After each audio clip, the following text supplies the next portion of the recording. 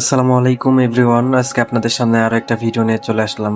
আজকে হচ্ছে মিটার দিয়ে সৌরবিদ্যুৎ মাপ দেওয়া হচ্ছে। তো এখানে হচ্ছে 800 850 প্লাস হবে, তো 889 হয়েছে। প্রত্যেকটা স্টিং এইভাবে মাপ দেওয়া হবে। যদি প্রত্যেকটা স্টিং এ 850 প্লাস থাকে তাহলে আলহামদুলিল্লাহ ভালো। আর এর আগের দিন আপনাদেরকে বলছিলাম যে 20টে সৌরবিদ্যুৎ মিলে হচ্ছে একটা স্টিং হয়।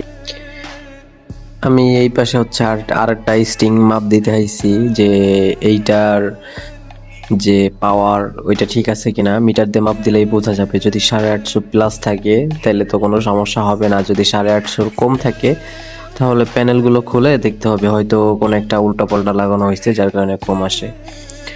আর যখন রোদি তাপমাত্রা থাকে তখন 900 প্লাস হয়।